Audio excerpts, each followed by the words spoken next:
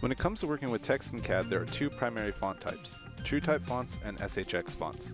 Today, we will take a look at these font types and why we strongly recommend using TrueType over SHX fonts. TrueType was developed by Apple and has been widely accepted on both Mac and Windows operating systems, as well as many other platforms and applications.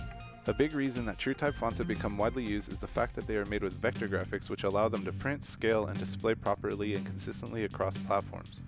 On the other hand, SHX fonts are specific to AutoCAD and are consequently more limited and prone to errors. If you open your text style manager and expand the drop-down list of font names, you will be able to see all of the fonts that you have available. You can see the SHX fonts are denoted with a .shx at the end of their name. One issue with SHX fonts is that when selected, the Use Big Font box can be checked. This can cause the font to behave strangely or even disappear in your drawing.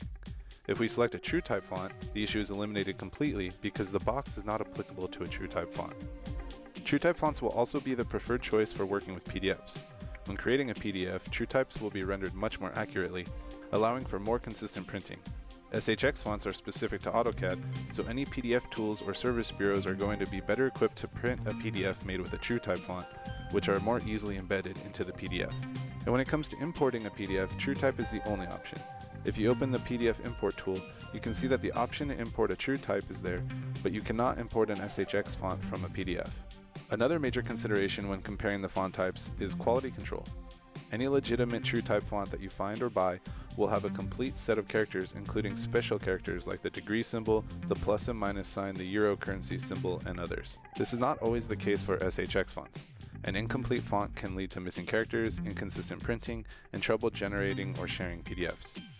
The last thing you want to do is go to dimension and angle only to find out that your SHX font doesn't have the degree symbol, like in this example. You can see that when we select the text, the font is currently set to an SHX font. If we replace with a TrueType font such as Arial, we can see that the text becomes much more crisp and we have the degree symbol. Finding and acquiring TrueType fonts is a breeze. If you have an SHX font that you would like to keep using, we recommend finding or buying a TrueType version of it. Just head on over to one of the many sites that offer free and paid fonts. We recommend dafont.com or fontsquirrel.com. Sites like these allow you to access their font libraries.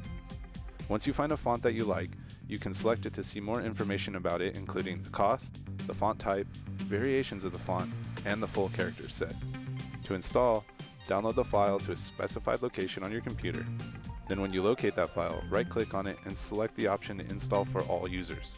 Once the font is installed on your computer, you can open CAD, open the text style manager, and see that the font is now in the list. We will set our schedule text and schedule title to the newly installed font. Now when we run a ref note schedule, we can see the new font in action. If you have issues with text not placing correctly, it could be due to a corrupt font entry in AutoCAD. This can be the result of a font being installed more than once, resulting in an abbreviated or numbered font name. In this case, when we run the schedule, we can see that it's not using the newly installed font that we had set up. To check the font name entry for corruption, we can simply open the Run dialog box on our computer, type regedit in the open field and click OK. Click Yes to open the registry editor, expand the H key local machine, software, Microsoft, Windows NT, current version, and fonts. Here we can see a list of all of the fonts installed on this computer. If we scroll down to our font, we can see that more than one version has been installed. Fixing the problem is simple. We only want one entry for the font, so we need to rename and or delete entries, leaving us with only the correct one. In this case, we will delete the entry that has the added _1. This is added by Windows to avoid a duplicate entry. However, the naming discrepancy is what causes issues in CAD. Right-click the font and select Delete.